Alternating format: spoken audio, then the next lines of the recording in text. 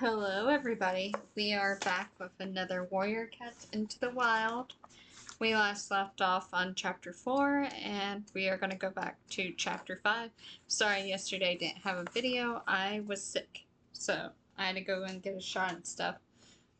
So, without further ado, let's continue. Chapter 5. Hey, Firepaw, wake up! Greypaw's meows broke into Firepaw's dream. He had been chasing a squirrel up and up into the topmost branches of a tall oak. Training begins at sunrise. Dustpaw and Sunpaw are already up, Greypaw added urgently. Firepaw stretched sleepily, then remembered today was his first day of training. He leapt to his paws. His drowsiness evaporated as excitement surged through his veins. Greypaw was giving himself a hasty wash. Between licks he meowed. I've just spoken to Lionheart. Ravenpaw won't be training with us till his wound is better. He'll probably stay at Spyleaf's den for another day or two. Dustpaw and Sunpaw are on hunting duty, so Lionheart thought you and I could train with him and Tigerclaw this morning. We better hurry, though, he added. They'll be waiting.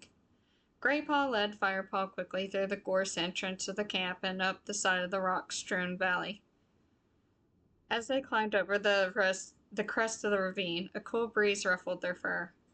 Fat, white clouds raced across the blue sky overhead.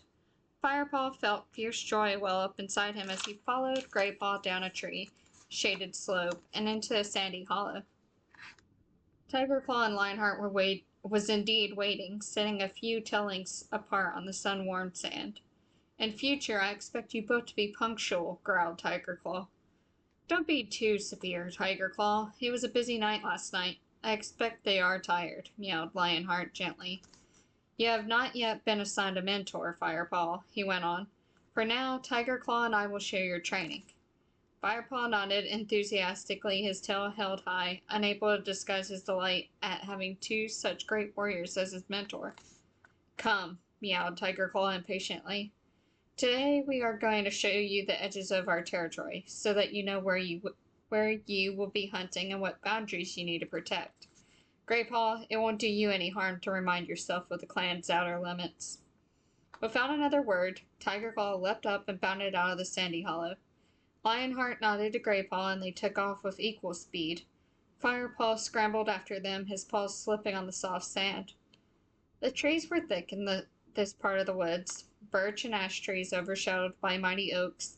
The ground was carpeted with crisp, dead leaves that rustled beneath their paws. Tigerclaw paused to spray his scent on a thick clump of ferns. The other cat stopped beside him.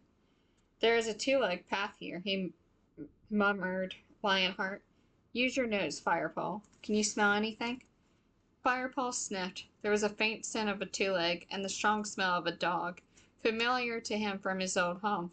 A two-leg has walked his dog along here, but they are gone now, he mewed. Good, meowed Lionheart. Do you think it's safe to cross? Firepaw sniffed again. The odors were weak and seemed overlaid with fresher forest smells. Yes, he replied. Tigerclaw nodded, and the four cats stalked out from beneath the ferns and crossed the sharp stones of the narrow two-leg path. The trees beyond were pine. They grew tall and straight, row after row. It was easy to walk silently here. The ground was thick with layers of dead needles which prickled against Firepaw's pads, but felt spongy underneath. There was no undergrowth here to hide in, and Firepaw sensed tension in the other cats as they stalked unprotected between the tree trunks.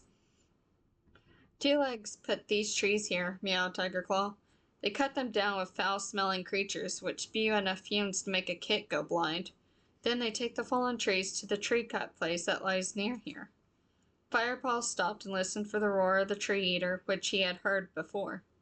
The tree-cut place will be silent for a few moons more until the time of Greenleaf, explained Greypaw, noticing his pause. The cats padded on through the pine forest. Two-Leg Place lies in that direction, meowed Tigerclaw, flicking his thick tail to one side. No doubt you can smell it, Firepaw. Today, however, we will head the other way. Eventually they reached another two-leg path that marked the far edge of the pine forest. They quickly crossed over into the safe bushes of the oak woods beyond. But Firepaw still sensed anxiety in the other cats.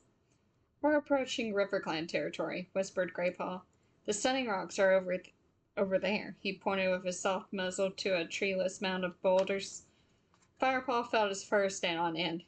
This was where Redtail had been slain? Lionheart stopped by a flat gray rock. This is the boundary between ThunderClan and RiverClan territory. RiverClan rules the hunting grounds beside the Great River, he meowed. Breathe deeply, Firepaw. The pungent smell of unfamiliar cats hit the roof of Firepaw's mouth. He was surprised how different it smelled from the warm cat scents of the ThunderClan camp, and he was also surprised to realize just how familiar and comforting the ThunderClan scent seemed to him already. That is the smell of RiverClan, Tigerclaw growled beside him. Remember it well. It will be the strongest at the boundary because their warriors will have scent marked the trees along here. With these words, the dark tabby lifted his tail and spread his own mark on the flat rock. We'll follow the boundary line as it leads straight to the 4 trees, Lionheart meowed. He set off quickly away from the Sunning Rocks, followed by Tigerclaw, Greypaw, and Firepaw trotted after them. What is the 4 trees? Firepaw panted. It is where the territories of all 4 clans meet, replied Greypaw.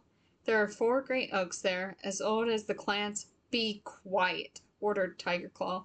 Don't forget how close we are to enemy territory. The 2 apprentices fell silent, and Firepaw concentrated on walking silently. They crossed a shallow stream, keeping their paws dry by leaping from boulder to boulder across the pebbly riverbed. By the time they reached the 4 trees, Firepaw was feeling completely out of breath, and his paws ached. He wasn't used to traveling so far and so fast. He was quite relieved when Lionheart and Tigerclaw led them out of the thick woods and stopped at the brow of the bush-covered slope. It was sun-high now. The clouds had cleared and the wind had dropped. Below in the dazzling sunlight stood 4 enormous oaks, their dark green crowns reaching almost to the top of the steep slope. As Greypaw told you, meowed Lionheart to Firepaw, this is the 4 trees, where the territories of all 4 clans meet. Wind Clan governs the high ground ahead of us, where the sun sets. You won't be able to catch their scent today. The wind is blowing towards them, but you'll learn it soon enough. And Shadow Clan holds the power over there, in the darkest part of the forest, added Greypaw, flicking his head sideways. The elders say that the cold winds from the north blow over the Shadow Clan cats and chill their hearts. So many clans, Firepaw exclaimed. And so well organized, he added to himself, remembering Smudge's lurid tales of wildcats wreaking terror in the forest. You see now why prey is so precious, meowed Lionheart.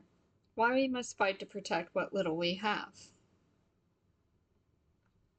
But that seems foolish. Why can't the clans work together and share their hunting grounds instead of fighting each other? Firepaw suggested boldly. A shock of silence greeted his words. Tigerclaw was the first to reply. That is treacherous thinking, Kitty Pat, he snapped. Don't be too fierce, Tigerclaw, warned Lionheart. The ways of the clans are new to this apprentice. He looked at Firepaw. You speak from your heart, young Firepaw. This will make you a strong warrior one day, Tigerclaw growled, or it might make him give in to Kitty Pat weakness right at the moment of attack. Lionheart glanced briefly at Tigerclaw before he continued. The 4 clans do come together peacefully in a gathering each moon. Here, he bent his head towards the 4 mighty oaks below, is where they meet. The truce lasts for as long as the moon is at its fullest. Then there must be a meeting very soon, Firepaw suggested, remembering how bright the moonlight had been the night before. Indeed there is, answered Lionheart, sounding impressed. Tonight, in fact. The gatherings are very important because they allow the clans to come together in peace for one night. But you must understand that longer alliances bring more trouble than they're worth. It is our clan loyalty that makes us strong, Tigerclaw meowed in agreement. If you weaken that loyalty, you weaken our chances of survival. Firepaw nodded. I understand, he meowed. Come on, meowed Lionheart, standing up. Let's keep moving. They paced along the ridge of the valley where the 4 trees stood.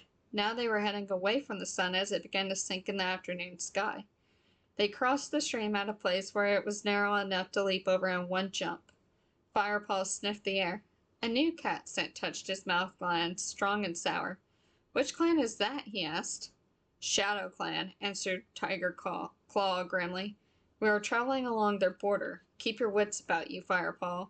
Fresher scents mean that a Shadow Clan patrol is in the area. As Firepaw nodded, he heard a new noise. He stiffened, but the other cats kept up their pace, heading straight for the ominous rumbling. What's that? He called, trotting to catch up with them. You'll see in a moment, replied Lionheart. Firepaw appeared through the trees ahead. They seemed to be getting thinner, letting in a broad band of sunlight. Are we at the edge of the woods? He asked. Then he stopped and took a deep breath. The green forest scents were overlaid with other strange dark smells. This time it was no cat scent, but an odor that reminded him of his old two-leg home.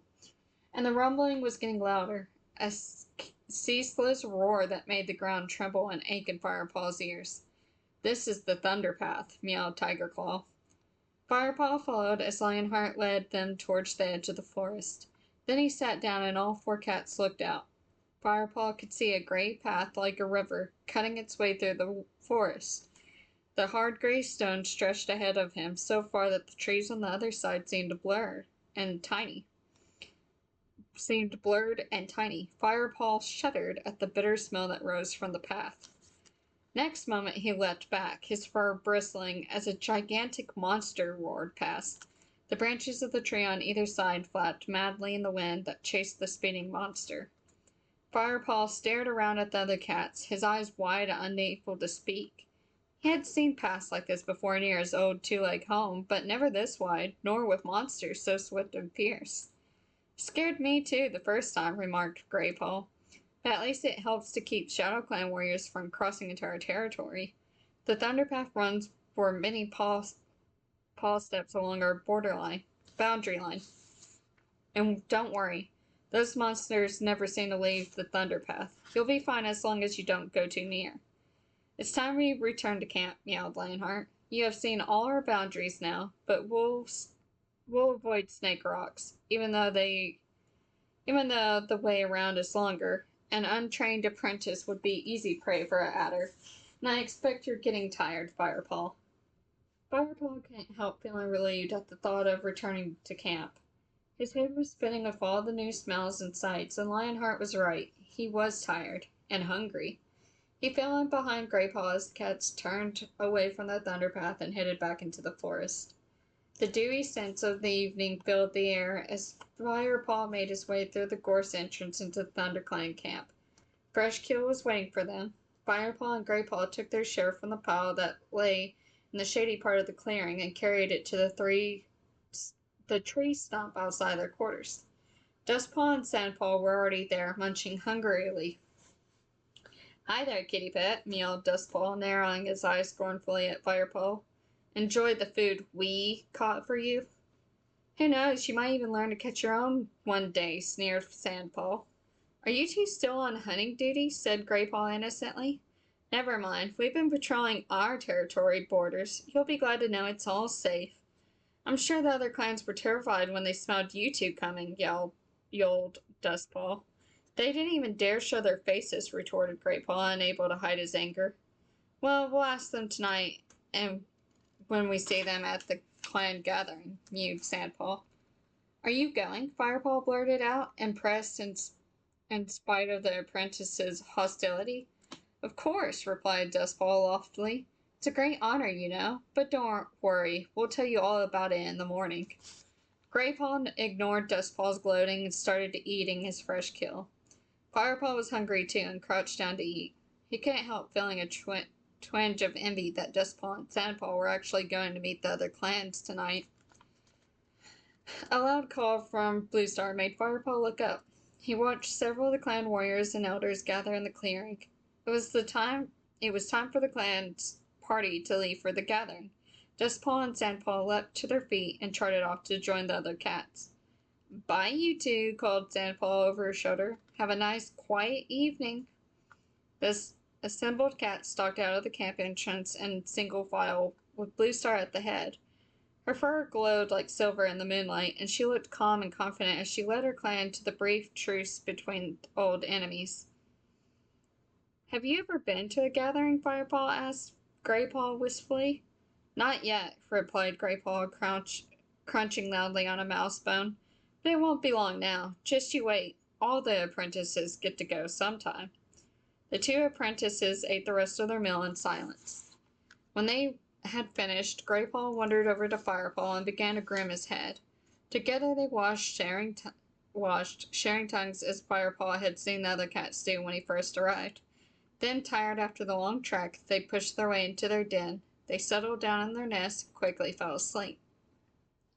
The following morning, Graypaw and Firepaw arrived early at the sandy hollow.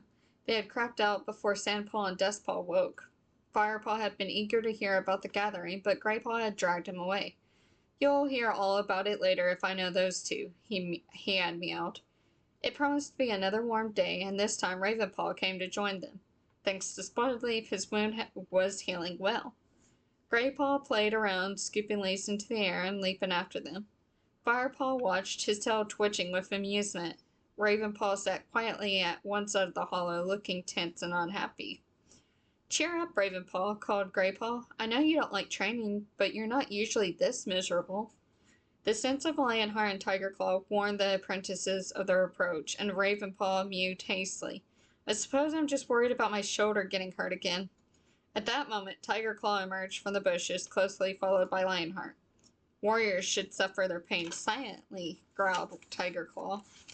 He looked Ravenpaw straight in the eye. You need to learn to hold your tongue. Ravenpaw flinched and dropped his eyes to the ground. Tigerclaw is a bit grumpy today, Graypaw whispered into Firepaw's ear. Lionheart glanced at his apprentice sternly and announced, Today we're going to practice stalking. Now there's a big difference between creeping up on a rabbit and creeping up on a mouse. Can any of you tell me why? Firepaw had no idea, and Ravenpaw seemed to have taken Tigerclaw's comment to heart and was holding his tongue. Come on, snorted Tigerclaw impatiently. It was Graypaw who answered. Because a rabbit will smell you before he sees you, but a mouse will feel your paw steps through the ground before he even smells you. Exactly, Graypaw. So what must you bear in mind when hunting mice? Step lightly, Firepaw suggested. Lionheart looked approvingly at him. Quite right, Firepaw. You must take all your weight into your haunches so that your paws make no impact on the forest floor. Let's try it. Firepaw watched as Graypaw and Ravenpaw immediately dropped into stalking crouch. Nicely done, Graypaw, meowed Lionheart at the two apprentices as the two apprentices began to move forward stealthily. Keep your rear down, Ravenpaw. You look like a duck, spat Tigerclaw. Now you try it, Firepaw.